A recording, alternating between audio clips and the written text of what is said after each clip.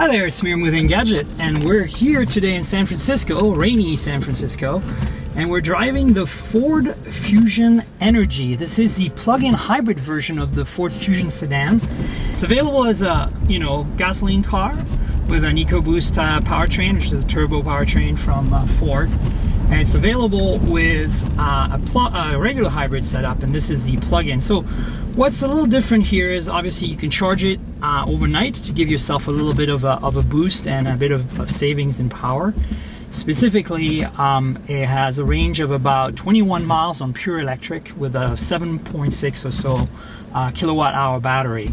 Again, this is nothing new really for Ford. The C-Max Energi, which is a kind of a small crossover vehicle, a little 5-door station wagon-y thing that provides basically the same drivetrain packaged in a different shell. This being a bigger car, it packs in a bunch more features. There's a whole bunch of driver assists on this car that are, according to Ford, it's one of the most complete in terms of driver assist functionality than compared to any other car in its class. So it has things like radar cruise control, and it shows you when you have something in your blind spot. Of course, the parking assist for parking front and rear. So far driving impressions, it feels like a big sedan, well planted, comfortable. It's pretty peppy. Right now I'm not in a regular mode. You can see there's a special gauge here to the left of the speedometer that shows basically my driving history, what I've been able to do. This feels a little bit more interesting to drive to me than the C-Max did. I was a little disappointed with the C-Max because it felt a little more soft than what I was hoping for, primarily because the C-Max is a European take on the Ford Focus platform, and this feels a little more planted. This feels more like the Focus Electric that I drove a year ago or so. So in that sense, so far the experience is, I think, a little more pleasant, at least for me. So the engine finally kicked in here for the first time, the actual gasoline engine. And now we're doing, I'm doing regen. I'm just have my foot on the brake. And I'm recharging that battery. I'm not at all following the drive suggestion that Ford made for us. So here's I get a chance to put my foot down. It's interesting. I think there's a CVT under the hood in terms of transmission. So it pegs the engine at a certain RPM as soon as you want more power. So the mode I was originally in was auto, where it basically balances out the EV and the gasoline engine. Right now I can feel the gasoline engine running, so it's probably trying to get me a bit more charge. So I'm purely in electric mode right now. At least I'm asked the car to be a pure electric. It obviously will kick in the gasoline engine if it needs to.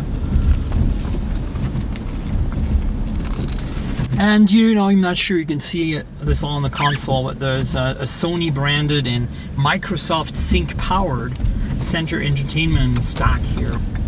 But it does everything you'd expect a modern car to do, which means Bluetooth and sat nav and XM radio and USB and all the sync stuff that we've written about. None of that is really that much different from what we saw in the C-Max Energi. Of course, it wouldn't be a complete report if I didn't tell you about My Ford Mobile, which is their smartphone app, companion app for this car. Well, for all of their alternative fuel vehicles, really.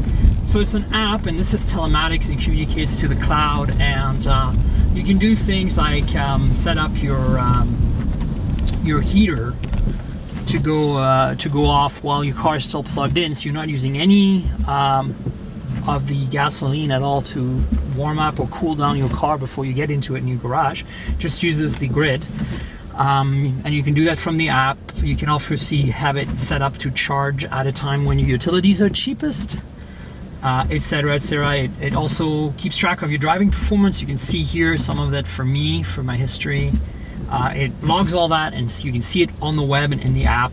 Again, none of that functionality is really different from what we saw on the Ford Focus Electric and on the C-Max Energi.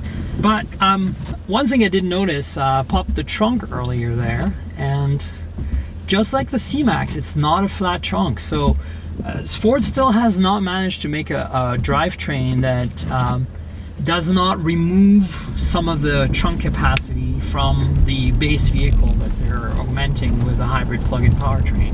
And that's a little bit of a disappointment because, other manufacturers, Honda with the Fit EV comes to mind, and a few others. I mean, obviously Tesla Model S with different price points, clearly.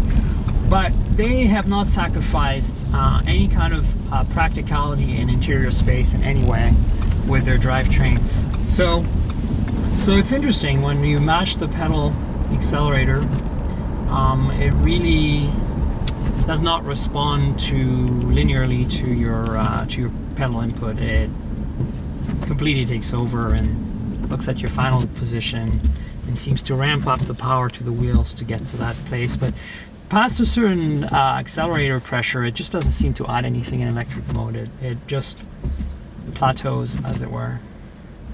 You could definitely feel the engine kick in earlier when I had it in that mode, with the CVT kind of pegging the RPMs at a certain range.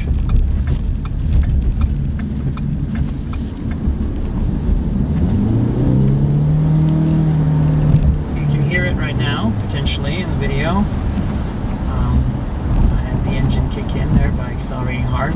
So there, the difference with the accelerator pedal was that the electric first gave us the initial, very torquey start, and then as soon as my pedal went beyond a certain range of angle, it kicked in the gasoline engine, and again the CVT pegging the engine at a fixed RPM and slowly building up momentum.